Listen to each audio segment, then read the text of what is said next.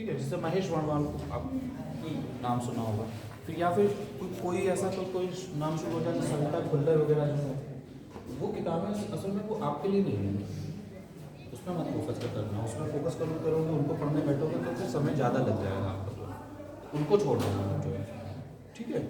तो text book के लिए DMF IAS पर IAS की वाली जो है उसके वीडियो वगैरह देख सकते हो, मैनेज कर लोगे, इतना नहीं है। नहीं तो यहाँ पे तो क्लासेस वगैरह होंगी आप लोगों की, तो इन क्लासेस में आप लोग उसको पढ़ लोगे। बात तो केवल सिलेबस कंप्लीट करने से है ना, ठीक से। तो अगर वही कॉन्सेप्ट जो है वो टेक्स्ट बुक में आप लोग क्यों पढ़ लो, कॉन्सेप्ट आपका क्लियर हो जाए, तो कॉन्सेप्ट अगर आपका क्लियर हो जाता है तो बात खत्म कर लो, ठीक है। क्यों परेशान होना कि नहीं हमें किताब को उसको ले जाके खरीदना ही है, उसको पढ़ना ही है, ठीक है। DMF IAS है एक और थे उसी में, ये लास्ट में मेरे को यूट्यूब पे ही मिले थे, ओझा मैंने शायद नाम बताया था। अब उनकी सर की जो है वो डेथ हो गई, तो अब वो शायद नहीं पढ़ा रहे हैं, हाँ जो भी है, ठीक है। तो इलाहाबाद के शायद ज्योग्राफी के HOD वगैरह हुआ करते थे, उनके जो क्लासेस थे वो हिंदी में भी थे, इंग्लिश में भी थे, और मुझे ओवरऑल बहुत अच्छा लगा, ठीक है। तो आप चाहो तो किसी जगह पे कॉन्सेप्ट क्लियर करने के लिए उनके वो वीडियोस भी आप चाहो तो देख सकते हो, ठीक है। टाइम मैनेजमेंट करते हुए, टाइम मैनेजमेंट के कैसे, जैसे यूट्यूब पे जो है एक ऑप्शन होता है 1.5x करने का, 1.2x करने का, ये 1.75x करने का, ठीक है। जो जैसे लगे कि टाइम ज़्यादा लग रहा है, और मतलब क्योंकि वो उन्होंने पढ़ाया है, वो अपने हिसाब से पढ़ाया है, इंस्ट्रक्शन में जब होता है तब चीज़ें जो हैं वो टाइम पे चल जाती हैं, कोई दिक्कत नहीं है। बट आप यूट्यूब पे बैठे हुए उसको पढ़ने के लिए, तो आपको हो सकता है कि लगे कि धीरे धीरे पढ़ा रहे हैं, तो उसको थोड़ा सा तेज कर लो, कोई इशू नहीं है उसको, ठीक है। आपको कॉन्सेप्ट समझ में आ गया, जहाँ पे कॉन्सेप्ट लग रहा है कि इसको दोबारा करना, तो रिवीजन कर लेना, उसको रिवाइंड कर लेना, मतलब ठीक है, फिर दोबारा से पढ़ लेना, ठीक है। तो ये ओझा जी के सर के जो है क्लासेस कुछ मामलों में इनके कॉन्सेप्ट्स के सब पे नहीं है, सारे नोट्स जो है जितने पे हैं आप उनको देख सकते हो, ठीक है। और बहुत ज़्यादा बुक्स इस मामले में आप चाहो तो फिर ले सकते हो, तो महेश वर्णवाल किसी को लग रही हो तो आप चाहो तो ले सकते हो, है ना। या फिर TMH की बुक्स आती हैं, टाटा मैकग्रा वगैरह की, उसमें भी बुक्स उनके भी बुक्स की जो स्टैंडर्ड होता है वो ओवरऑल ठीक होता है, तो आप वो भी ले सकते हो, ठीक है। फिर लास्ट में आता है कि जैसे उसको गाइड बुक हो गई या फिर नोट्स हो गए, ठीक है। तीसरे फेज में जाके आपको जो है उनको पढ़ना है, ठीक है। एक्चुअली क्या है, गाइड बुक जैसे यूनिक की गाइड आती है, TMH की भी गाइड आती है, एक ये दृष्टि IAS वाले जो हैं उन्होंने जो बुक बनाई वो भी एक्चुअली क्या है, गाइड बुक टाइप की है, ठीक है, वो भी है, ठीक। उससे फ़ायदा क्या है कि जैसे आपने ये वाली बुक पढ़ी, ये वाली बुक पढ़ी, आपने वोल्केनो के बारे में पढ़ा, बट आपको क्या है कि सारे वोल्केनो के बारे में इनमें नहीं मिलेगा, ठीक है। तो एक गाइड बुक हो गई जहाँ पर एक ही जगह पे आपको जितने भी वोल्केनोज हैं, मतलब जो फेमस वोल्केनोज हैं, उनके सबके नाम एक ही जगह पे लिख दिए हैं, ठीक है। और वो कौन सा वोल्केनो जो है वो कौन से देश में स्थित है ये भी सब लिखा हुआ है, किस तरीके का है, सुसुप्त है, जागृत है, या उसकी क्या वैरायटी है, उसकी क्या कैरेक्टरिस्टिक्स है, वो सब कुछ जो है वो एक ही जगह पे लिख दिया। तो आपको केवल एक पेज में जो है आपको सारे वोल्केनो मिल गए, सब कुछ मिल गया, आपको जो है उसको बस याद कर लेना था, ठीक है।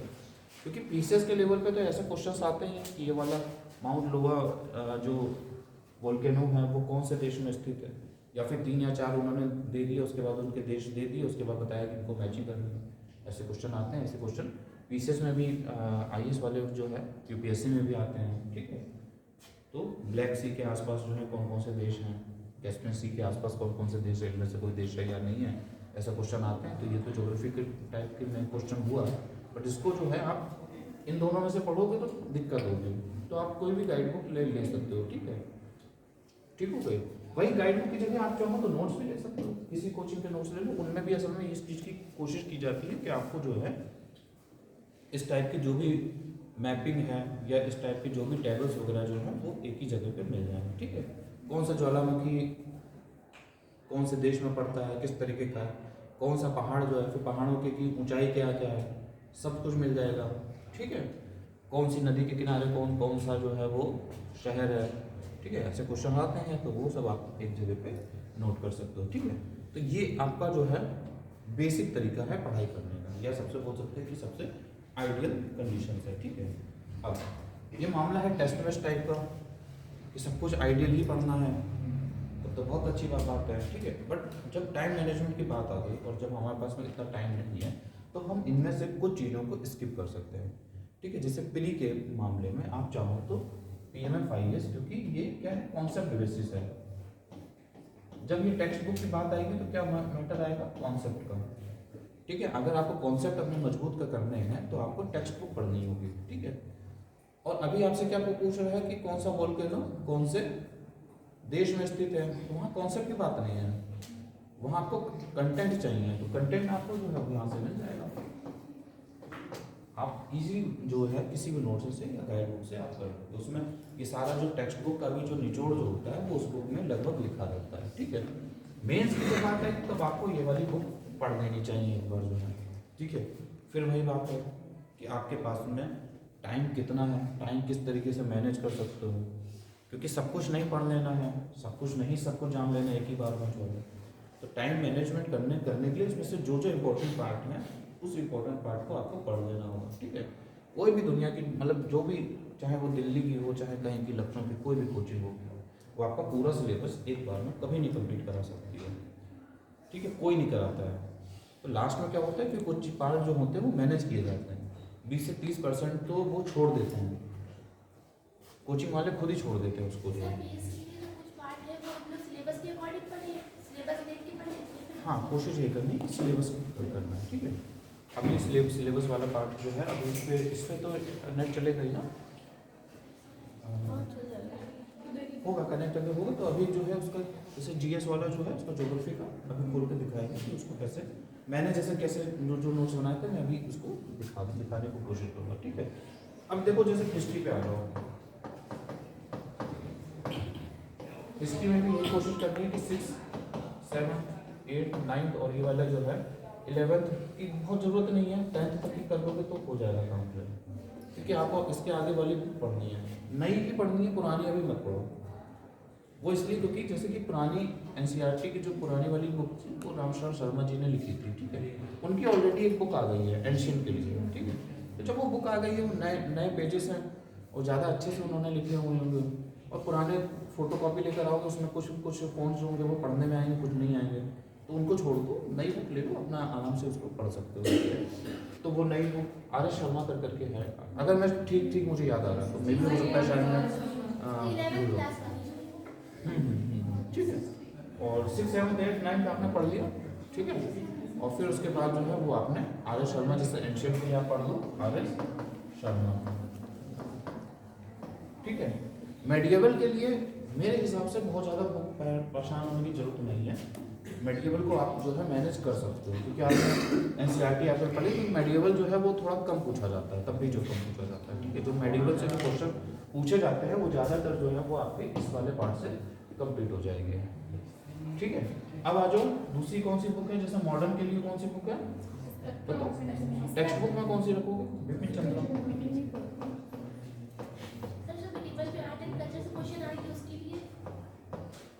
कम आते हैं, बहुत कम आते हैं क्वेश्चन जो है ना, वो कैसे होंगे वो भी बताते हैं। ये सेकंड यहाँ से पढ़ना, कोई भी गाइड बुक पढ़ोगे उससे पढ़ लेना, ठीक है। गाइड बुक से पढ़ोगे हो जाएगा, या नोट्स अगर पढ़ोगे किसी भी कोचिंग के नोट्स होंगे तो वहाँ पे मेडिएवल जितना पार्ट लिखा है उसको पढ़ो। टेक्स्ट बुक पे बहुत ज़्यादा जाओगे तो थोड़ा सा टाइम थोड़ा सा लगेगा, ठीक है।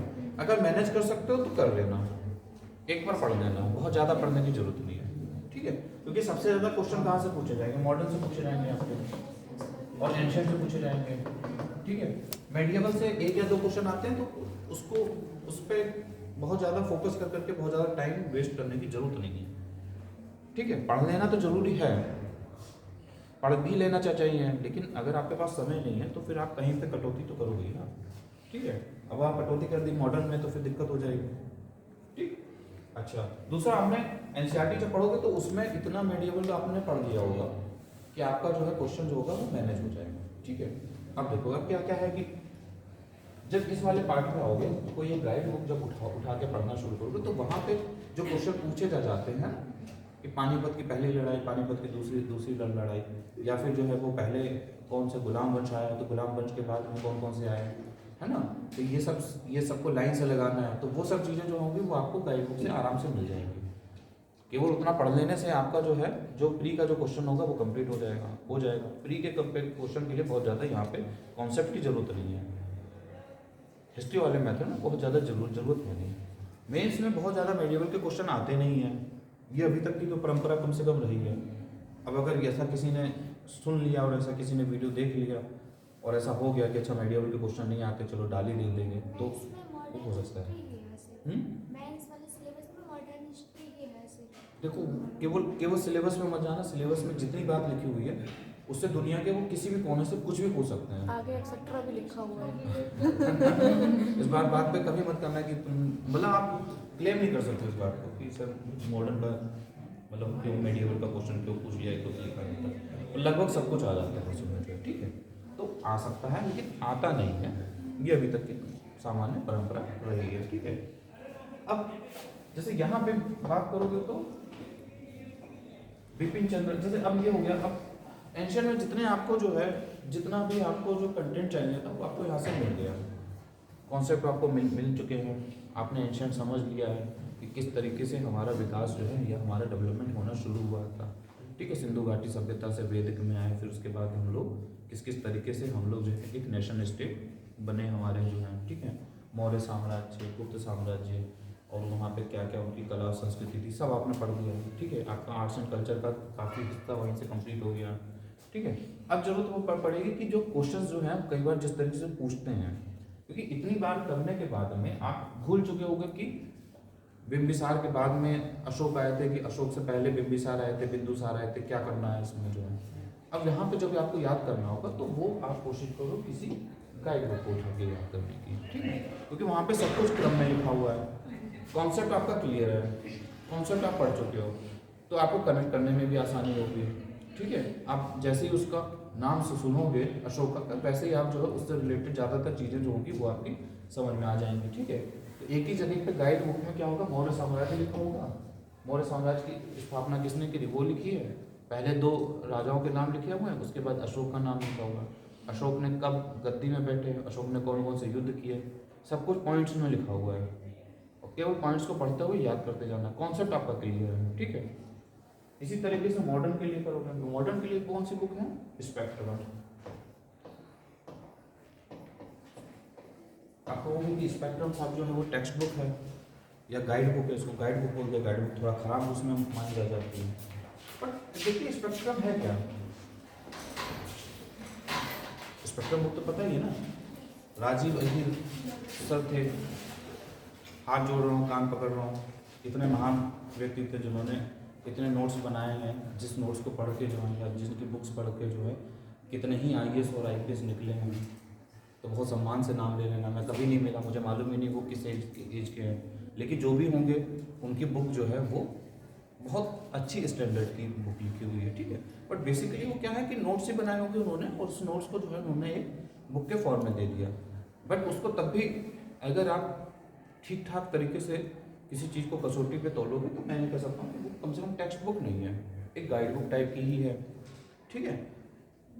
और आपको ज़्यादातर लोगों ने ये भी बहुत बोला होगा कि या तो बिपिन चंद्र पढ़ लेना या स्पेक्ट्रम पढ़ लेना, बोला ही होगा, ठीक है। ऐसा क्यों, क्योंकि ये है टेक्स्ट बुक, बट इसका टेक्स्ट बुक का जो जिस तरीके से स्पेक्ट्रम की बुक लिखी गई है उसमें टेक्स्ट बुक का सारा सार जो है सब कुछ आ गया है, और ये बिल्कुल पॉइंट फॉर्मेट में भी नहीं है, ठीक है। तो आपको टेक्स्ट बुक और गाइड बुक के बीच का वाला मामला है, ठीक इसी तरीके से जैसे कि जब आप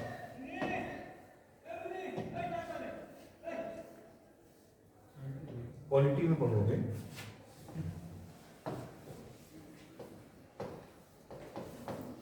पॉलिटी में फिर यही NCERT पढ़नी है, कोई इसमें कंफ्यूजन नहीं है। सेकेंड बुक आपकी जो है वो क्या है, टेक्स्ट बुक के तौर पर देखें तो DD बसु है, DD बसु टाइप की 1-2 और भी बुक्स वगैरह हैं जो आप पढ़ सकते हो, ठीक है।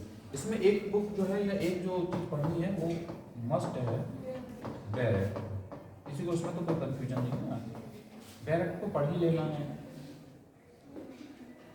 ठीक है। और बैरक को पढ़ने से ही ज़्यादातर चीज़ें जो होंगी वो आपकी पॉलिटी जो होगी, इंडियन पॉलिटी जो होगी वो क्लियर हो जाएगी, ठीक है। एक बार में समझ में नहीं आएगी, इसको थोड़ा 2-3 बार पढ़ना पड़ेगा और कोशिश करना कि 2-3 नोट्स जो है वो वहीं पे बना लोगे, ठीक है। बट इस चीज़ को जैसे कि राष्ट्रपति का चुनाव कैसे होता है, जितनी अच्छी तरीके से इसमें क्लियर कर दिया है उतना किसी और जगह पे नहीं है। जैसे पंचायती राज व्यवस्था मुझे लक्ष्मीकांत से ज़्यादा बेटर जो है वो बैरक में समझ में आई, ठीक है। और उसमें वो समझाने के लिए नहीं लिखी गई है, वो तो एक्ट है ना, वो तो पूरा संविधान है। संविधान जैसा जैसा बना वैसे वैसे आपको पढ़ते चले जाना, बट उसी से ज़्यादातर चीज़ें आपकी क्लियर होती चली जाएंगी, ठीक है। तो बैरक को पढ़ना है, जरूर पढ़ना है। इसकी टीका है, टीका समझते हो ना, है ना, जैसे रामायण के ऊपर रामचरितमानस या फिर उसके बाद जो है उनको उनके हाँ वही टिप्पणी टाइप की जो थी वो है DD Basu. DD Basu text book है, बहुत अच्छी बुक है, अगर समय मिले तो पढ़ ही ले लेना। बट फिर उसके बाद में एक और बुक आती है जो आप लोगों ने सबने नाम सुना होगा, लक्ष्मीकांत। लक्ष्मीकांत के साथ की स्थिति यही है, ये भी एग्जैक्टली देखा जाए तो गाइड बुक ही है, या आप बोल सकते हो कि नोट्स ही हैं। और ये ठीक ठीक तरीके से एक्सक्लूसिवली जो है वो यूपीएससी या पीसीएस के इन एग्जाम्स के लिए ही बने हुए हैं। तो इसलिए जो इनकी जो ज़रूरत होती है, इन एग्जाम्स की जो ज़रूरत है, उसी फॉर्मेट में ये पूरा का पूरा सब कुछ डाल रखा है उन्होंने। अगर प्री के लिए ज़रूरत है तो भी आप लक्ष्मीकांत पढ़ लो, आपका प्री का भी मैटर क्लियर हो जाएगा। और अगर मेंस के लिए ज़रूरत है तो मेंस के लिए भी पढ़ लोगे, ठीक है। ज़्यादातर मामला क्या होता है कि टेक्स्ट बुक पढ़ के प्री में दिक्कत होती है, ठीक है, क्योंकि प्री के जो क्वेश्चन होते हैं वो इतने कॉन्सेप्ट से फिर वो निकालना मुश्किल हो जाता है। इसीलिए कॉन्सेप्ट को एक बार समझ लेना है, बट प्री का अगर जब निकालना है तो फिर आपको इस टाइप की कोई एक पढ़ लेना समझदारी होगी, ठीक है। क्लियर है बात जो है। अच्छा, अब लक्ष्मीकांत का वही स्थिति है कि इन दोनों के बुक्स के बीच का मामला है समझो। इसको ना तो बिल्कुल गाइड बोल सकते हो और ना इसको बिल्कुल टेक्स्ट बुक बोल सकते हो, ठीक है।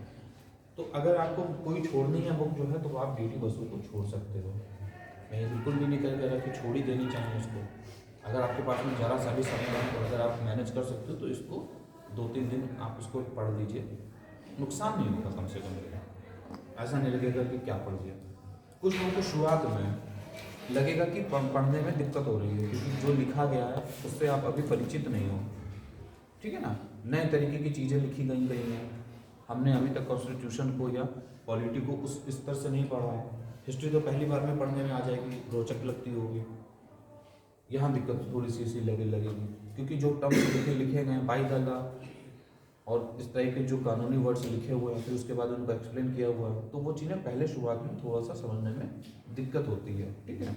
लेकिन जब एक बार पढ़ ले जाओगे और जब चीज़ें धीरे धीरे कॉन्सेप्ट समझ में आने लगेंगे, इसी के लिए क्लासेस होती हैं, यही कॉन्सेप्ट क्लियर करने के लिए। और वो अगर आप अपने आप से कर सकते हो तो कर सकते हो, बहुत ईजी है, ठीक है। उन चीज़ों के लिए इन चीज़ों को ध्यान में रखते हुए लक्ष्मीकांत में इन कॉन्सेप्ट को थोड़ा ठीक से क्लियर किया गया है,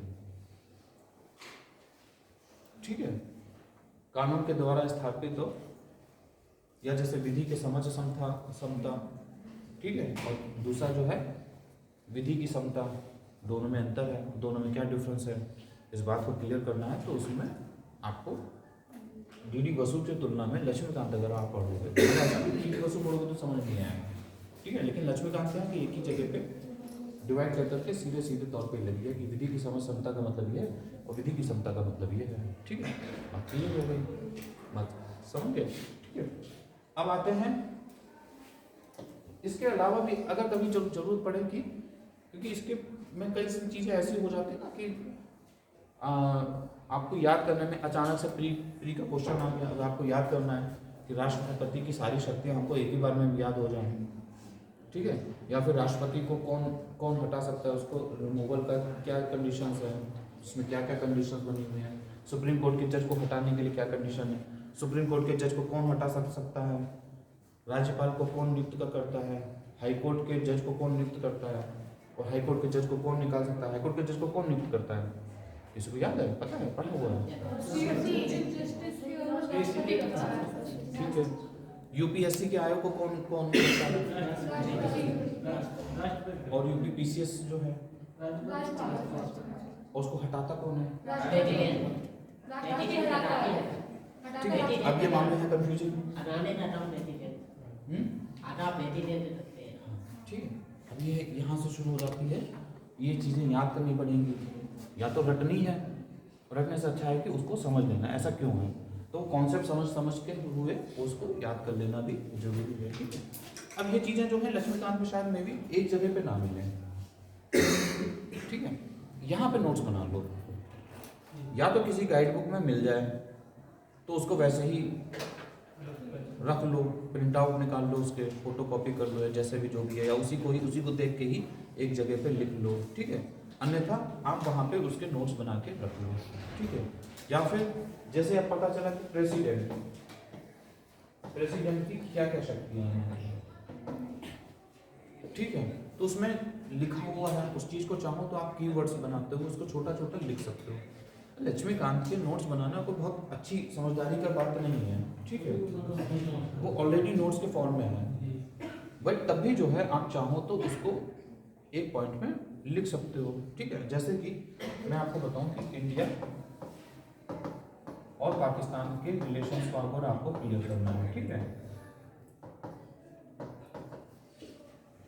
ठीक है।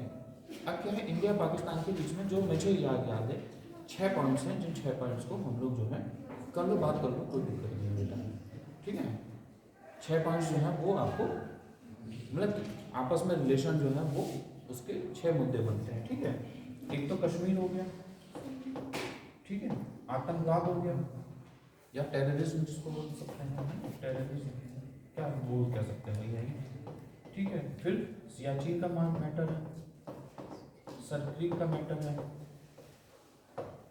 ठीक है। इसी तरह से 2 और मैटर है, ठीक है। अब ये 6 पॉइंट्स थे, जिस समय मुझे यहाँ याद करना था तो मुझे ये सारे पॉइंट जो थे वो बने हुए थे। अच्छा, इसके अलावा जो है एक इन्हीं में जो है मनी वाला भी था, नकली मनी जो बनाते थे ये लोग जो है, काउंटरफिटिंग करेंसी का जो मैटर जो था वो भी इन्हीं के साथ जुड़ा था। प्लस जो है वो ड्रग्स वगैरह का या जो है स्मगलिंग का जो मैटर जो था, ठीक है। तो ये सारे मैटर जो थे कुल मिला के 6 मैटर थे, ठीक है। अब ये आप पूरी आपने इंडियन डिप्लोमेसी आपने पढ़ोगे, आप इंटरनेशनल रिलेशन पढ़ोगे। अब इंडिया पाकिस्तान का मतलब जो है इंडिया पाकिस्तान का मैटर आ गया, ठीक है। अब आपको केवल 6 पॉइंट्स याद करने थे, ठीक है। उस 6 पॉइंट्स के लिए आप नोट्स बना लो। अगर कश्मीर पॉइंट्स याद आ गया, कश्मीर पॉइंट लिख लिया, तो सबको पता है कि कश्मीर पॉइंट को लिखना ही लिखना है आपको, और उसी क्रम में लिख देना है। क्रम भी तो जरूरी है, कौन सी चीज़ ज़्यादा महत्वपूर्ण है, अगर ये चीज़ क्रम में बन जाएगी तो ज़्यादा अच्छा है। अन्यथा अगर क्रम ऊपर नीचे हो गया तो फिर उसमें आपको उसको हाईलाइट करना पड़ेगा अलग से, वो अलग बात है, ठीक है। बट कोशिश तो यही करनी है कि उसको ऐसे ही बनना है, तो उसको ऐसे ही लिख लिया, उसको पूरा याद कर लिया, ठीक है। इसके आपने नोट्स बना लिए तो वेल एंड गुड है, ठीक है। अब इंडिया और पाकिस्तान के करंट क्या सिचुएशंस हैं, अगर कोई करंट ऐसा मामला हुआ है तो उसको भी वहाँ पे लिख दो। जैसे कि टेररिज्म के ऊपर मान लो 26/11 हुआ है, आप 26/11 लिख के छोड़ दो तो आपको पता है क्या जिसका अर्थ है, पार्लियामेंट अटैक, ठीक है। अटैक 2001 में हुआ था, ठीक है। 2001 लिख दिया आपने, जो है इनकी नियति ऐसी है, इन्होंने अटैक किया, बस उसी पॉइंट से हमारा सारा मामला क्लियर हो गया। और जो आपकी कॉपी चेक कर रहा है उसको भी एक बात क्लियर हुई कि आपको सारे पॉइंट सही से पता है, ठीक है। काउंटर फिटिंग या मनी लॉन्ड्रिंग का जो मैटर है, वहाँ से जो भी हमारे पास में मतलब नकली नोट आते थे, अब तो नए नोट बन गए तो वो मैटर कम हो गया, ठीक है। तो नकली नोट आते थे उस समय इम्पोर्टेंट था मामला, जो है अभी भी हो सकता है करते हो, या कुछ और जिसे ब्लड मनी बोलते हैं, या कोई भी जो है टेररिस्ट के तौर पे जो मनी जो आ रही है, वो मनी तो आ ही रही है, पैसा तो आ ही रहा है, ठीक है। ये सारा मैटर आपका क्लियर हो गया। सरक्रीक का मैटर क्लियर हो गया, ठीक है, आपने लिख दिया सरक्रीक का मुद्दा जो है। अब अगर क्वेश्चन अलग से पूछा गया सरक्रीक मुद्दे को बताओ, तो फिर आपको इसकी डिटेल थोड़ी सी पता होनी चाहिए, तो वो आपको पता होगी, उसके केवल पॉइंट्स ही यहीं पे लिख के छोड़ दो, ठीक है। फिर वो कॉन्सेप्ट है, वो कॉन्सेप्ट आप कर लोगे। उसमें क्या करना है, फिर आपको जो है इसका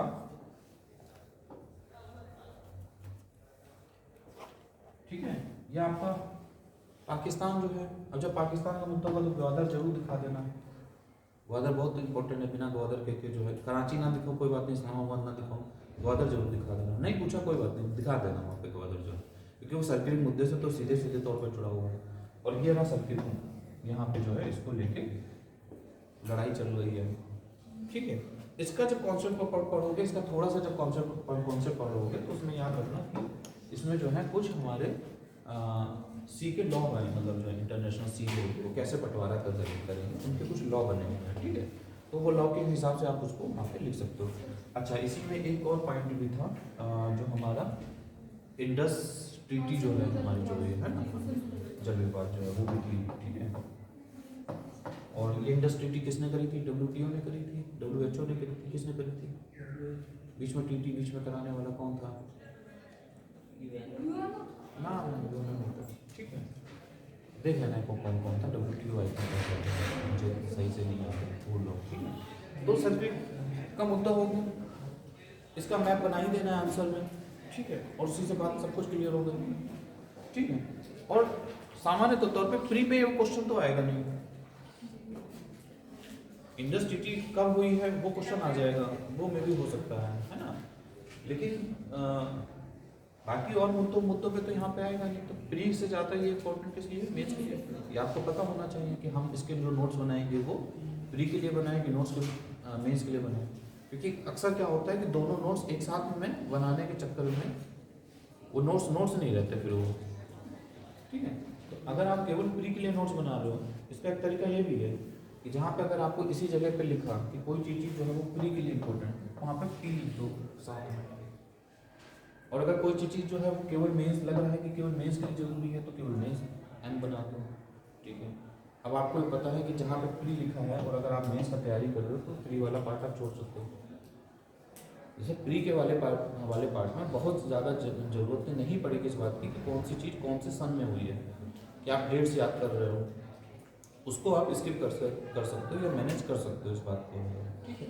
इसी तरीके से इस जगह का कोई बहुत ज़्यादा प्री के पेपर में बहुत ज़्यादा कॉन्सेप्चुअल क्वेश्चंस नहीं आएंगे, तो आप उसको उस वाले पार्ट को आप स्किप कर सकते हो, तो आपका पॉइंट जो होंगे वो कम हो जाएंगे याद करने के लिए, ठीक है। बात क्लियर हो गई? बाकी का जितने भी जो चैप्टर है उनके भी सबको किताबें सब पता है, ठीक है। अच्छा, अब बात आई कि टाइम मैनेजमेंट करने की। अगर जब भी टाइम मैनेजमेंट की बात आएगी तो क्या करोगे? याली बुक तो पढ़नी ही पड़नी है, कोई ऑप्शन नहीं है, ठीक है। तो जैसे घर में होता है ना, या तो सबसे वाला जो बीच वाला जो होता है ना वो दोनों तरफ से टूटता है या दोनों तरफ से मारा जाता है। क्यों ऐसा हुआ है किसी के यहाँ पे कि बीच वाले मझले भाई या बहन जो होते हैं वो सबसे ज़्यादा दुखी होते हैं, ना तो उन्हें बड़ों वाला अधिकार मिलता है, ठीक है, और ना ही उन्हें छोटों वाला प्यार मिलता है, ठीक है। ये स्थिति यहाँ पर भी है। तो अगर ऐसी स्थिति होती है तो इसको मैनेज कर लेना है, ठीक है। अब ये देखना जो ये वाले जैसे ज्योग्राफी में इस चीज़ को जो जहाँ तक मैनेज कर सको वो कोशिश करना कि इसको पढ़ देना, क्योंकि कॉन्सेप्ट ज्योग्राफी में कॉन्सेप्ट क्लियर नहीं होंगे तो मामला बिगड़ जाएगा, ठीक है। आप डीडी बसु को एक बार जो है स्किप कर सकते हो अगर आप लक्ष्मीकांत पढ़ ले रहे हो, ठीक है। और अगर किसी को ऐसा लग रहा है कि लक्ष्मीकांत के बजाय कोई और गाइड बुक जो है वो ज़्यादा बेटर तरीके से लिखी हुई है तो वो आपकी अपनी खोज हो सकती है, उस खोज को एक्सप्लोर कर लो और कोशिश कर लो कि कर लो, मैनेज कर लेना, ठीक है। ये पूरा जो एग्ज़ाम जो है ये मेनली जो है ये पूरी तैयारी जो है वो स्मार्टनेस के ऊपर है आपकी। स्मार्ट होने का क्या मतलब है? हैंडसम होना स्मार्ट नहीं है, ठीक है। स्मार्ट होने का मतलब क्या है? स्मार्ट तरीके से तैयारी करनी है आपको जो है, ठीक है। इस बात का क्या अर्थ हुआ? तैयारी के मामले में स्मार्टनेस कैसे लगाएंगे? इस बात का मतलब क्या?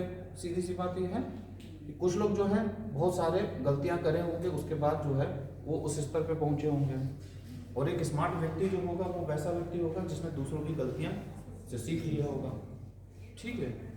यानी कि या तो आप गलतियां कर करके सीख सकते हो या फिर आप दूसरों की गलतियों से सीख लो, ठीक। तो गलतियां हम लोगों ने करी हैं, हम लोगों ने बहुत गलतियां करी हैं, उस गलतियों से आपके लिए बेनिफिट ये है कि आप हमारी गलतियों से जो भी आप देख पा रहे होगे, ठीक है, किसी टॉपर्स के या किसी के लिए भी जो है उसे देखते हुए वो जो बता रहे हैं उससे आप अपना बुद्धि लगाते हुए उसको समझ लो, ठीक है, अपना तरीका खोज लो। किसी को अगर ये लग रहा है कि डीडी बसु पढ़ने में, क्योंकि वो थोड़ी, मैं बार बार बोला कि वो पैराग्राफ वाइज में लिखी गई है, कुछ लोगों को पैराग्राफ पढ़ने में ज़्यादा अच्छा लगता है, पॉइंट्स में ज़्यादा थोड़ा कम समझ में आता है। अगर कॉन्सेप्ट क्लियर नहीं होंगे और डायरेक्ट अगर आप पढ़ने लगोगे तो थोड़ी सी दिक्कत होती है, ठीक है, ये बात होती है, ठीक है, इसी वजह से। लेकिन अगर आप जैसे लक्ष्मीकांत को 2 बार पढ़ लोगे, दूसरी बार पढ़ोगे तो आपका कॉन्सेप्ट वाला मैटर जो होगा वो खत्म हो जाएगा, ठीक है। जैसे पहले दिन उठाओगे तो लक्ष्मीकांत नहीं समझ पाओगे, एकदम से बातें क्लियर नहीं होंगी। इसी तरह से वो प्रॉब्लम डीडी बसु की, फिर आपका मन करेगा कि डीडी बसु पे जाएं, डीडी बसु पढ़ने, उसमें शायद क्लियर हो जाए। डीडी बसु भी पढ़ोगे तो भी कंफ्यूजन होगा, ठीक है। तो इसलिए अच्छा ये है कि लक्ष्मीकांत को एक बार पढ़ा, उसके बाद फिर दोबारा पढ़ लिया, ठीक है। अब नोट्स बनाने की जहाँ तक बात है तो लक्ष्मीकांत की जहाँ तक है कि नोट्स नहीं बनाने, उसकी आवश्यकता नहीं है। ठीक इसी तरीके से स्पेक्ट्रम का मामला है, स्पेक्ट्रम में भी आपको नोट्स बनाने की बहुत ज़्यादा जरूरत पड़ेगी नहीं, कुछ जगहों पे पड़ेगी, वो मैं भी आपको कोशिश करता हूँ कि मैं भी आप लोगों को दिखाता हूँ, कुछ जगहों पे ही केवल जरूरत पड़ेगी, ठीक है। सारा मामला वही है कि टाइम मैनेजमेंट का। आप नोट्स क्यों बना रहे थे? टाइम में बचाने के लिए अपना जो है। आपने कहा कि कॉन्फिडेंस आ जाता है नोट्स बनाने की, बात सही है।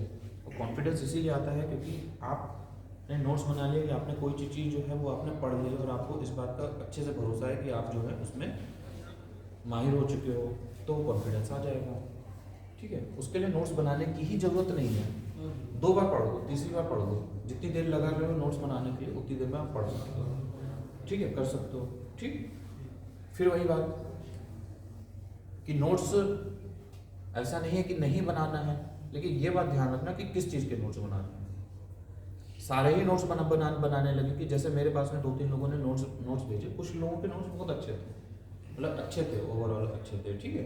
बट कुछ लोगों के नोट्स ऐसे हो रहे थे कि वो लगभग सब चीज़ें लिख दे रहे हैं वहाँ पे जो है ना, वो चीज़ नहीं करनी है। तो फिर आपका टाइम जो है जिस चीज़ की वजह से आपका लगे, अभी आपको लग रहा है कि कॉन्फिडेंस हो जा रहा हो, ठीक है, बट होगा क्या, आपने ज्योग्राफी के नोट्स बना के रख दिए, आपने फिर हिस्ट्री पढ़ी, फिर आपने पॉलिटी पढ़ी, पढ़ते पढ़ते फिर जब दोबारा रिवीजन करोगे ना, आप अपने नोट्स ही नहीं समझ में आएंगे, आपको कॉन्सेप्ट नहीं क्लियर होगा उस जगह पे, ठीक है। इसीलिए रिवीजन करना बहुत ज़्यादा जरूरी है, ठीक है। अच्छा, अब आ जाओ कैसे कैसे करके करना है और क्या चीज़ें करनी है। देखो जैसे मैंने पोमोडोरो टेक्निक आप लोगों को बताई थी, ठीक है, उसको आप अपने हिसाब से, क्या हुआ बेटा बताओ। अच्छा ठीक है, अब आप लोग क्या चीज़ कर सकते हो, जैसे कि मान लेते हैं कि स्पेक्ट्रम पढ़ रहे हो। स्पेक्ट्रम में अगर सही मायने में देखो, आपको केवल 300 पेजेस जो है वो पढ़ने वाले हैं, ठीक 300 पेजेस के आसपास जो पढ़ने वाले हैं, बाकी और चीज़ें जो हैं वो आप स्किप कर सकते हो, ठीक है। मॉडर्न इंडिया में इतने पेजेस ही हैं जो पढ़ने हैं, ठीक है। फिर उसके बाद अभी जो नई वाली स्पेक्ट्रम है उसमें उन्होंने वर्ल्ड हिस्ट्री भी डाल दी है, उसको चाहो तो स्किप कर दो, अभी स्किप कर दो कि प्री के लिए तो आएगा नहीं, प्री के लिए वर्ल्ड हिस्ट्री में से कुछ आना नहीं है, तो आप चाहो तो उसको अभी के लिए स्किप कर सकते हो, ठीक है। वर्ल्ड हिस्ट्री को भी पढ़ना है तो वर्ल्ड हिस्ट्री को हमें GS 1 का जो पार्ट लिखा वो उसी के बेसिस पे ही करना है, ठीक है। तो एक कहानी के तौर पे आप उसे उस समय पढ़ देना, मतलब अभी भी चाहो तो पढ़ सकते हो, ठीक है। लेकिन अभी जो फोकस करना है वो उन 300 पेजेस पे है जो कि मॉडर्न इंडिया से रिलेटेड है। तो कितने पेजेस पढ़ोगे? 300 पेजेस। और एक दिन में कितने पेजेस पढ़ ले रहे थे तुम लोग? 25 लिखिए, 25। कोई और? कोई बोली और लगाएगा, कम करेगा, ज़्यादा? 25 फाइनल है, ठीक है 25। और 25 कितनी देर में पढ़ लोगे?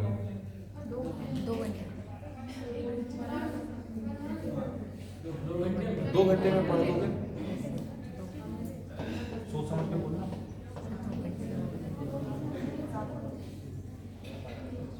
शुरुआत में नहीं कर पाओगे, शुरुआत में दिक्कत लगेगी उसको।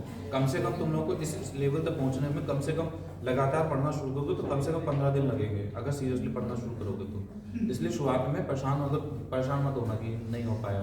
अगर 12 पेज भी हो रहे हैं तो बहुत है, 2 घंटे में अगर 12 पेज भी पढ़ पा रहे हो शुरुआत में तो कोई बहुत दिक्कत वाली चीज़ नहीं है। लगातार पढ़ते हैं तो 1 महीने, हाँ ठीक है, वही पता है।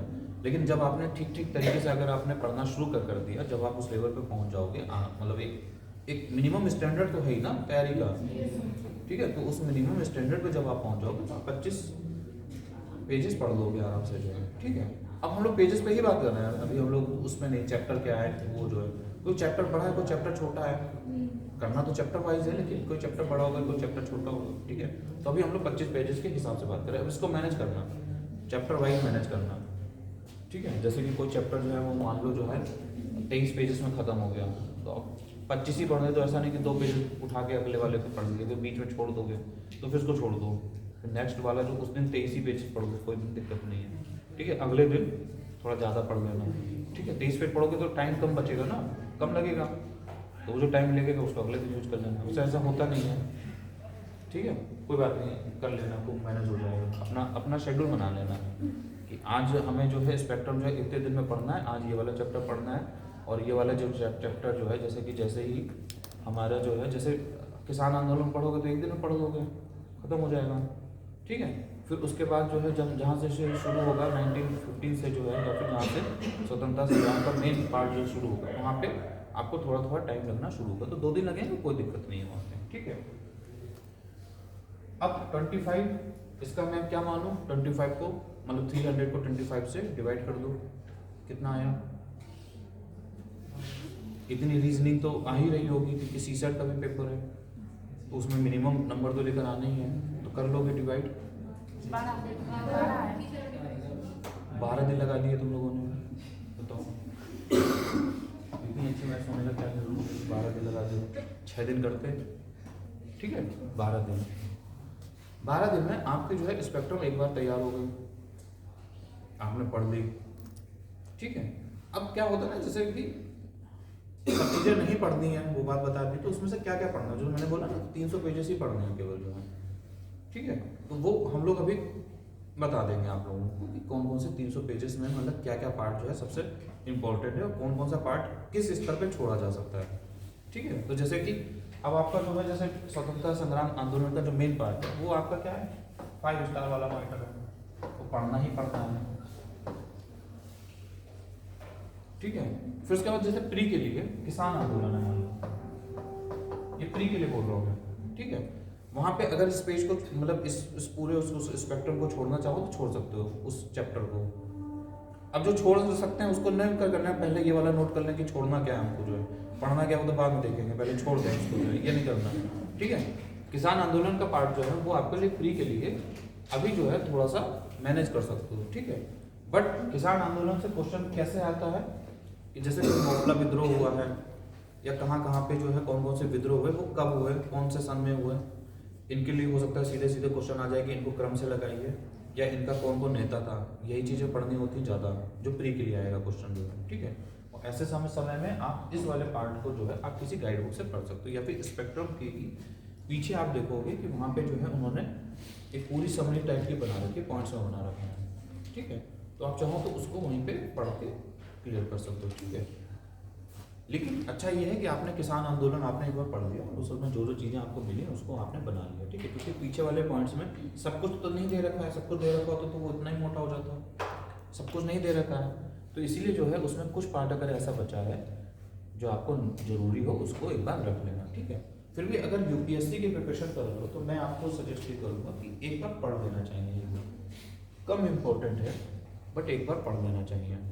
क्यों पढ़ लेना चाहिए? क्योंकि यूपीएससी वाले कई बार जब प्री में भी कॉन्सेप्चुअल क्वेश्चन पूछते हैं, तो वो क्वेश्चन जो है वो ऐसा बना के दे देंगे, वो सीधे सीधे पीसीएस की तरीके से नहीं बोलेंगे कि मोहल्ला विद्रोह जो है वो कौन से सन में हुआ था, वो ऐसा क्वेश्चन नहीं देंगे।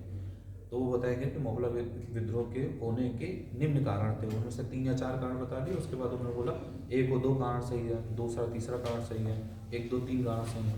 अब 2 पता है, 1 में कन्फ्यूजन हो गया, वहीं से सारी दिक्कतें शुरू हो जाती हैं, ठीक है। तो अगर आपने फिर कॉन्सेप्ट होगा तो वो हो जाएगा, ठीक है, बहुत ज़्यादा दिक्कत नहीं होती मेरे हिसाब से। तो यूपीएससी का जो प्री का पेपर होता है वो पीसीएस के पेपर से ज़्यादा ईजी होता है, क्योंकि कॉन्सेप्ट आपको एक ही बार पढ़ना होता है, एक ही बार पढ़ के आपका समझ में आ गया तो बात खत्म हो जाती है। पीसीएस के पेपर में क्या है कि आपको जो है, क्योंकि इस बात का कोई आधार नहीं है ना कि श्रीनगर जो है वो कौन सी नदी के किनारे है, इस बात के लिए कोई कॉन्सेप्ट तो है नहीं, इसको याद केवल आपको रटा ही जा सकता है, इसके अलावा कोई और तरीका नहीं है। तो हम आप लोग को रटना ज़्यादा है, मायने कम करेगा, और रटने के लिए कोई आप अकड़म बकड़म भी नहीं लगा सकते हो। अकड़म बकड़म बक्कम क्या होता है, जो भी होता है, ठीक है, वो भी नहीं लगा पाओगे जो है, ठीक है। कॉन्सेप्ट के मामले में अगर आपने पढ़ा हुआ है तो आप अपनी बुद्धि लगा के आप आंसर सही कर सकते हो। बात क्लियर हो गई? कॉन्सेप्ट अगर आपने एक बार पढ़ा हुआ है तो आप कर ले जाओगे, ठीक है। और वो जब क्वेश्चंस को हम लोग देखेंगे तो आपने क्या कॉन्सेप्ट, क्या चीज़ नहीं पढ़ी हो, कहाँ पे मिस कर रहे हो, वो चीज़ें फिर प्रैक्टिकली समझ में आएंगी, वो एकदम से एक बार में समझ में नहीं आएंगी, ठीक है। तो 12 दिन बस 12 डेज में आपके जो है कंप्लीट हो गए। और आपने 3 दिन कम से कम लगाए थे, 3 से 4 दिन आपने लगाए थे NCERT पढ़ने में, तो आधे महीने में आपका जो है हिस्ट्री, मॉडर्न हिस्ट्री कंप्लीट हो गई। किसी को कोई कंफ्यूजन लग रहा है इस बात को लेकर? ठीक है। अब बताओ ज्योग्राफी पढ़ने में कितनी देर लगेगी? बताओ ज्योग्राफी पढ़ने में कितनी देर लगेगी? फिर जो है वहाँ तो आपको केवल 11th की NCERT ही 2 बार पढ़नी है, और उसके बाद उससे पहले जो 6th 7th 8th वाला जो है उसको तो बहुत ज़्यादा टाइम लगेगा। 3 दिन लगेंगे, 3 दिन लगेंगे। 3 दिन लिख लूँ, 4 दिन लिख लूँ, 5 दिन लिख देते हैं, वो 5 दिन 5 डेज लिख देते हैं। इसमें 11th वाली NCERT इंक्लूडेड है कि नहीं है, कि एक्स्ट्रा में है ये? नहीं थी इसी में इंक्लूडेड है। 12th में तो पीसीएम में उनके पॉपुलेशन पता है तो सुना है, तो 12th क्लास की भी NCERT करनी पड़ेगी पूरी, उनके पीसीएम में तो आते हैं पॉपुलेशन के रिलेटेड। हाँ, तो उसके लिए NCERT पढ़ने की अभी जरूरत नहीं है, ठीक है। वो दूसरी जगह से मैनेज कर करेंगे, उसको वहाँ पे मत जाना, ठीक है। अभी मतलब जो है उसके एक बार पढ़ने में ऐसे जैसे जब समय मिला है तो पढ़ लो, ठीक है। उससे क्योंकि उसके लिए तुम्हें सेंसस 2011 वो पढ़ना जरूरी है, ठीक है। और जब वहाँ पे पढ़ोगे तो उसका जो मेन जो पार्ट है, जो निचोड़ है, जैसे जनसंख्या या साक्षरता जो है वो कौन से साल के बच्चों से ही जोड़ी जाएगी, 7 साल के ऊपर के बच्चों को जोड़ी जाएगी, सब छोटे बच्चे हैं उनको नहीं जोड़ा। तो ये सब कुछ वहाँ पे लिखा हुआ है। MMR कैसे निकालेंगे, ये सब कुछ सेंसस के ही नोट्स में बना हुआ है। तो उसके लिए मतलब अलग से बहुत ज़्यादा डिटेल में जाने की जरूरत नहीं है। मेंस के लिए पढ़ना है। मेंस में क्या है कि वहाँ पे अधिवास और इस सारे कई चीज़ें पार्ट ऐसा है जिसके लिए पढ़ना जरूरी होगा, ठीक है। तो तभी 7 दिन रख लेते हैं, 7 दिन कर लो, ठीक है। उसके बाद अब आया गाइड बुक पढ़नी है थी हमको, कोई गाइड बुक जिसमें कि एक ही जगह पे पूरी टेबल के फॉर्मेट में सब कुछ लिखी हुई होगी।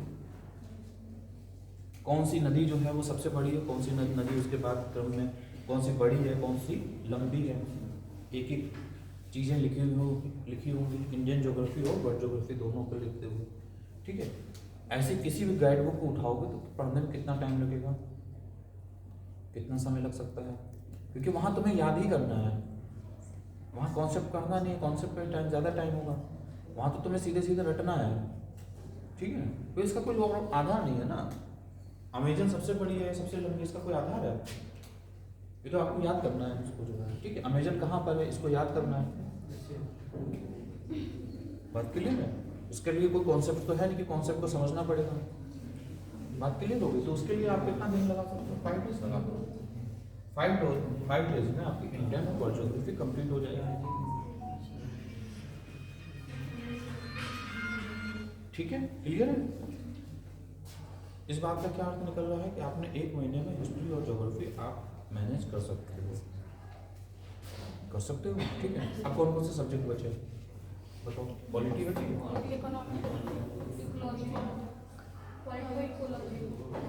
इकोलॉजी,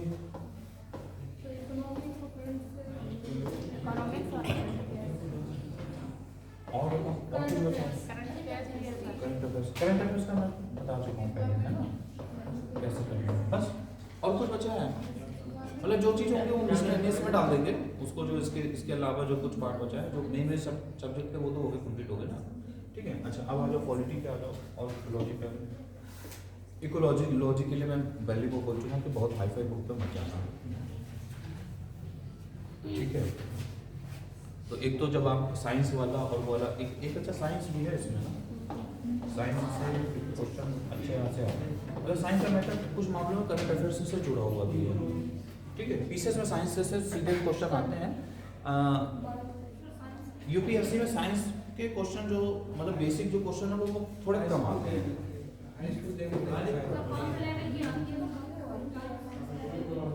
हाँ, तो पीसीएस वाले साइंस के क्वेश्चन ठीक ठाक तरीके से ठीक ठाक नंबर्स में डालते हैं। यूपीएससी वाले जो साइंस के जो क्वेश्चन होते हैं वो थोड़े कम डालते हैं, ठीक है। कॉन्सेप्ट पे डाल देंगे, तो वो कॉन्सेप्ट में पढ़ना पड़ेगा। तो अगर तुमने वहाँ पे जो है अगर सही से नहीं पढ़ी है तो फिर थोड़ी सी दिक्कत होगी, ठीक है। तो वो केवल यही है कि अपनी जो है वहाँ तक की जो NCERT जो है वो NCERT पढ़ लो, 10वीं तक की NCERT पढ़ लो, उतना मोर देन सफिशिएंट है, ठीक है। इतना बहुत है। उसके अलावा जो है कम से कम UPSC के लिए और ज़्यादा जरूरत करने की जरूरत नहीं है। जब PCS के लिए करोगे तो PCS के लिए आपको साइंस के लिए वो ये गाइड बुक की जरूरत पड़ेगी, वो पढ़ लेना, ठीक है। क्योंकि NCERT की बुक में ये सब नहीं लिखा होगा कि रेडियो की खोज किसने की थी, उसके बाद TV की खोज किसने की थी, है ना। इस तरह की बहुत सारी चीज़ें कि फलाने की खोज किसने की थी, विटामिन D से ये होता है, विटामिन D इसके साथ जुड़ेगा फिर ये होगा, ऐसी बहुत सारी चीज़ें, बीमारियां हैं। अच्छा, अब इसके काम की ये भी चीज़ होती है कि पुराने साल के पेपर्स आपको जरूर देखते चलना है, उससे आपके दिमाग का अपना पैटर्न सेट हो जाएगा, ठीक है। जैसे मुझे विटामिन के ऊपर हमेशा क्वेश्चन आता था, ब्लड के ऊपर अक्सर ही क्वेश्चन आता था, उसी तरीके से कुछ बीमारियां थी जिनके ऊपर क्वेश्चन वो लगातार पूछते थे। तो उन चीज़ों को हमने मतलब उस पार्ट को जो है वही 5 स्टार बना के रख दिया। अगर किसी गाइड बुक में मिल गया तो गाइड बुक को ही लगा के दे दिया। गाइड बुक की कौन सी बात करना सबको पता है, कौन सी वाली बात हो रही है, ठीक है। और उसके अलावा भी अगर किसी को कोई और गाइड बुक की बात पता चल रही हो, किसी को लग रही हो, जैसे दृष्टि IAS वालों ने नोट्स बनाए, वो गाइड बुक है, आप चाहो तो उनको कर सकते हो। साइंस के ऊपर भी आती है, वो आप पढ़ सकते हो, ठीक है। और बहुत ज़्यादा लंबे चौड़े हैं नहीं, सब कुछ पढ़ लेना ऐसा नहीं है। हाँ, परीक्षा वाली थोड़ी ज़्यादा मतलब गलती हो गई है, ठीक है। तो वो फिर मतलब फिर बहुत सारी बुक्स आती है एक्चुअली जो है ना, तो आप देख लो कि उनमें से कौन सी बुक जो है वो आपको सबसे ज़्यादा अच्छे में यूज़ कर सकती हो, ठीक है। जहाँ दोनों तरीके से मामला बन जाए, ठीक। अब इकोलॉजी के लिए बात आई, तो इकोलॉजी के लिए जिस तरह के जो क्वेश्चंस आ रहे हैं उससे मेरे हिसाब से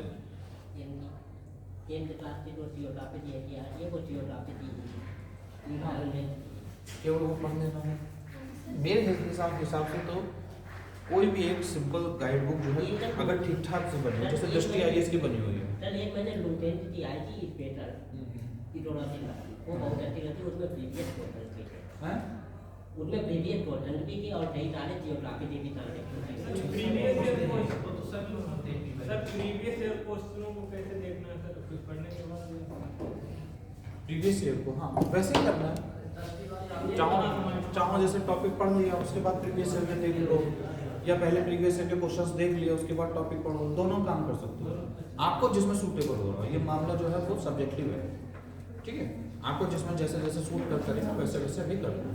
अभी मैं अभी जो पोमोडोरो वाला ऐप जो बताऊंगा ना, तो फिर उसके बाद अभी एक बार और उसकी बात को बताऊंगा, क्लियर करूंगा इस बात को कि पढ़ने का रूटीन कैसे बनाना है, डेली रूटीन जो है वो आप लोगों को किस तरीके से बनाना है, ठीक है। तो फिर इकोनॉमिक हो गया। इकोनॉमिक्स में दृष्टि IAS की उन्होंने बुक निकाली, इंग्लिश में भी हिंदी में भी है, वो मोर देन सफिशिएंट है, ठीक है। कॉन्सेप्ट भी आपके समझ में आ जाएगा। और प्लस उसमें से कई बार क्वेश्चन जो है ना, जैसे ये सीधे सीधे क्वेश्चन पूछते हैं कि पॉल्यूशन कौन सा वाले पॉल्यूशन से क्या मतलब किस गैस कौन सी गैस निकलती है या किससे क्या चीज़ होती है, इस टाइप के जो क्वेश्चन है ना वो सब कुछ आपको उस जगह पे मिल जाएंगे, एक ही जगह पे, ठीक है। UPSC वालों ने जो है इकोलॉजी के मैटर में कई सारे हम लोगों ने जैसे बहुत सारे कन्वेंशन कर रखे हैं, ओजोन कन्वेंशन कर रखा है, स्टॉकहोम कन्वेंशन, तो कौन सा कन्वेंशन का एग्जैक्टली किस लिए हुआ था, कब हुआ था, ठीक है। स्टॉकहोम कन्वेंशन में किस लिए है, POP के लिए है या किस लिए है। फिर ओजोन कन्वेंशन में हमने क्या चीज़ करी, हमने भारत एक INDC बनाया है, तो INDC में हम लोगों ने क्या क्या टारगेट अपने लिए रख रखे हैं, ठीक है। और फिर इसी तरीके से नेशनल पार्क जो है वो भारत के कहाँ कहाँ पे हैं, बाघ अभ्यारण्य हर बार बदल जाते हैं, हर बार बढ़ जाते हैं, ठीक है। जब हम लोगों ने शुरू किया था तो बहुत कम थे, अब तो बढ़ते बहुत ज़्यादा हो गए हैं, ठीक है। उनकी संख्या क्या थी वगैरह वगैरह वगैरह, ये चीज़ें जो होंगी वो सब कुछ जो है वो आपको एक गाइड बुक में मिल जाएगी, ठीक है। इस चीज़ के लिए बहुत ज़्यादा इकोलॉजिस्ट नहीं बनना है, बहुत ज़्यादा फ्लोरा फौना पे पहुंच जाओगे तो फिर दिक्कत हो जाएगी, ठीक। इसी तरीके से जैसे UPSC में सामान्य तौर पे परंपरा ये रह गई है कि एग्रीकल्चर से उस तरीके से क्वेश्चन नहीं आए जैसे PCS में पूछे जाते हैं। PCS में क्या क्वेश्चन जो है वो सीधे सीधे वो पूछ रहे हैं कि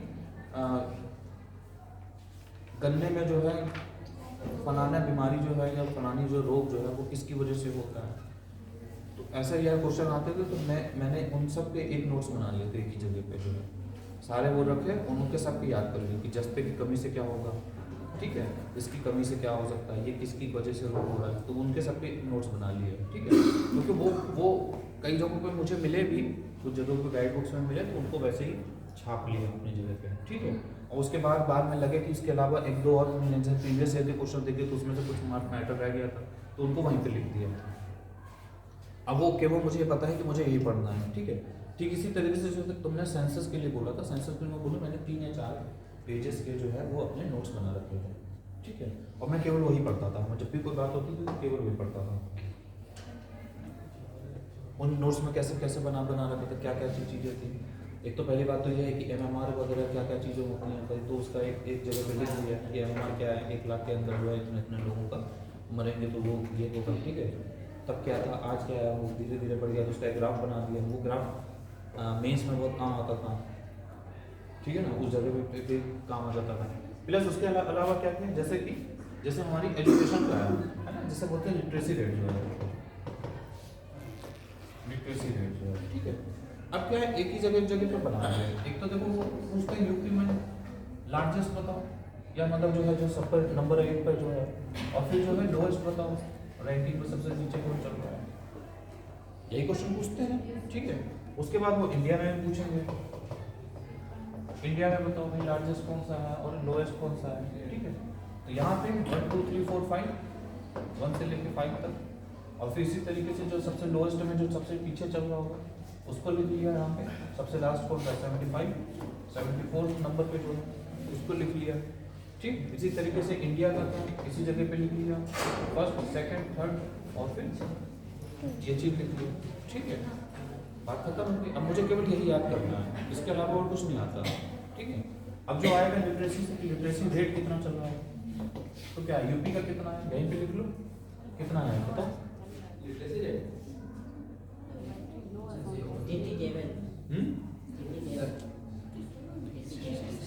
अच्छा जो भी हो 67 है, चलो लिख लेते 67, और इंडिया का कितना है, 74 मान लेते हैं, ठीक है। भाई ये याद रखना कि हो सकता है कब ज़्यादा हो, अभी हम लोग केवल इसको नोट कर ले रहे हैं एक जगह पे, XYZ मान लेते हैं, ठीक है। लेकिन क्वेश्चन जो है लिटरेसी रेट में भी कई तरीके के आते हैं, मतलब एक तो ये वाला रैंकिंग वाले याद कर लेना, ठीक है। इसके अलावा लिटरेसी वाले में क्या क्वेश्चन आते थे, जैसे कि यूपी में हमारा क्या है, इंडिया में क्या चल रहा है, ठीक है। इसी जगह पे मेल की कितनी है, फीमेल की कितनी है, मेल की कितनी है, फीमेल की कितनी है, क्लियर है, नोट कर लिया एक जगह पे, याद कर लिया, रट लिया। इसको रटना ही है, इसके अलावा कुछ और ऑप्शन, इसके अंदर क्या कॉन्सेप्ट है, कॉन्सेप्ट तो बाद में इसमें समझेंगे कि किसी जगह पे जो है वो कम क्यों है, किसी जगह पे ज़्यादा क्यों है। कि त्रिपुरा में जो है अगर जो है वुमेन लिटरेसी ज़्यादा है क्यों ज़्यादा है, केरल में ज़्यादा है तो क्यों ज़्यादा है, तो वहाँ पे कॉन्सेप्ट समझेंगे अगर क्वेश्चन आएगा तो। यहाँ पे तो अभी आपको यही याद रखना था कि आपने याद कर लिया, क्लियर है।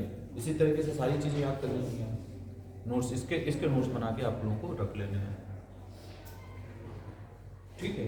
इसके लिए बहुत सारी छोटी छोटी मतलब बुक्स भी आती हैं, सेंसस को करोगे तो वो बुक जो है वो इतनी मोटी सी आएगी आपके पास में, कम से कम उसमें 200-300 पेजेस उसमें भी डाल दिए हमने, जो उसमें से क्रक्स जो है वो केवल इतना ही है। आपके 4 या 5 पेजेस के नोट्स में जो है आपकी पूरा सेंसस कंप्लीट हो जाएगा, इसके अलावा कुछ नहीं पढ़ने की जरूरत है, ठीक है। मेन पार्ट जो होगा वो सब कुछ कंप्लीट हो जाएगा। फिर जो पार्ट है जो वो मेंस के लिए है कि शहरीकरण कैसा होता है, रिवाज कैसे होता है, वो फिर मेंस के लिए पढ़ेंगे, उसके नोट्स जो होंगे वो अलग तरीके से बनेंगे। ये प्री के लिए नोट्स बनाने तो वो ऐसे बना के रख लीजिए, ठीक है। इसी तरीके से कुछ क्वेश्चन जो होंगे वो आप लोगों को पता होगा कि पीसीएस में क्वेश्चन आते हैं, आयरन जो है वो सबसे ज़्यादा क्या है, कहाँ पे सबसे ज़्यादा है, ठीक है। अच्छा वहाँ पे अगर आप लोग चाहो तो एब्रिविएशन वगैरह टाइप से आप लोग बना सकते हो, कुछ जगहों पे बना सकते हो, अगर याद करने के लिए कहीं कोई जरूरत पड़ेगी तो आप लोग बना सकते हो। देखो मैं थोड़ा सा भूल गया हूँ, लेकिन फिर भी मुझे जो याद आ रहा है, जैसे कि लोहे का था तो लोहे का केबिन, अब मुझे फिर भी नहीं याद है कि मुझे एग्जैक्टली मैंने इसका क्या वो बनाया प्रोसेसर क्या था, ठीक है। लोहे सबसे ज़्यादा कहाँ पे मिलता है, चलो बताओ, आयरन जो है सबसे ज़्यादा कहाँ मिलता है, नहीं पूरे वर्ल्ड में कहाँ पे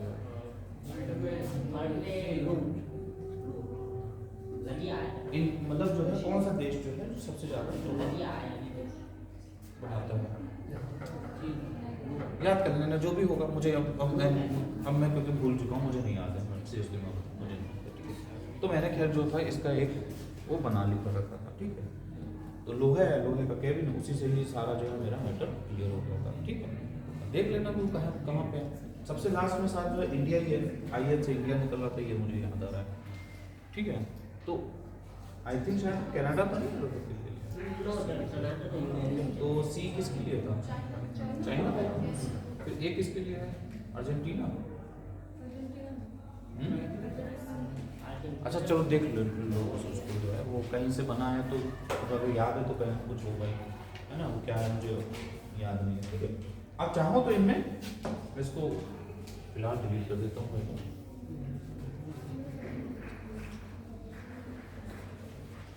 पीरियडिक टेबल याद करी थी? कैसे याद करी थी? पूरी याद थी किसी को? लीना का रूबी से फ्रेंडशिप।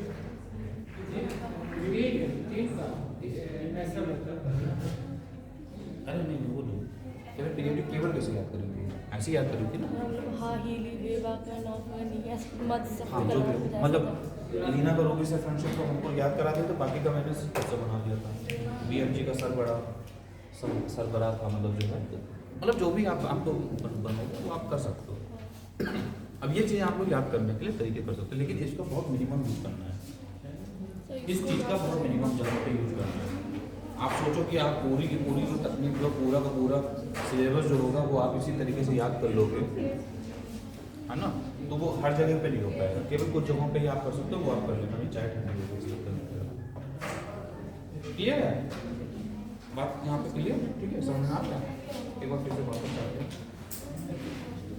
तो आप लोगों ने 1 महीने में जो है हिस्ट्री कंप्लीट कर ली, ज्योग्राफी कंप्लीट कर ली, पॉलिटी का बताओ हो जाएगी।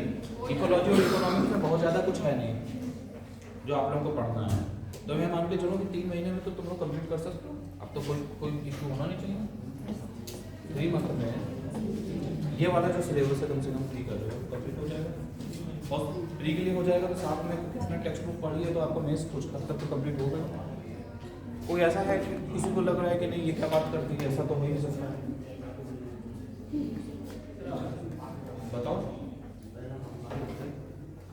ऐसा भी कोई है जिसको अभी लग रहा है कि सर नहीं हो पाएगा? तो बस ठीक है, 3 महीने तुम लोग को पढ़ना था, उसके बाद में तुम लोग को रिविजन मारना है, बस खत्म। 4 महीने तो है ना तुम लोग के पास में। अभी कब होना है? 14 मई को होना है। हाँ तो ठीक है, आपके पास में फरवरी पूरा पढ़ा हुआ है, मार्च पूरा पढ़ा हुआ है और अप्रैल 3 महीने में कर लोगे। लास्ट में जो है थोड़ा सा ज़्यादा मेहनत करोगे तो उसको वो कर लोगे। तो अब तक तो कुछ ना कुछ तो पढ़ ही रहे थे ना, ये छोड़ दिया था पढ़ रहे हैं भाई, वो कॉन्फिडेंस दिख नहीं रहा।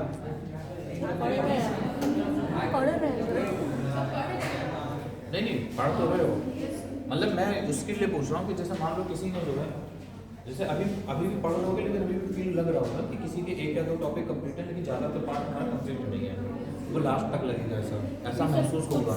और ये अच्छा है।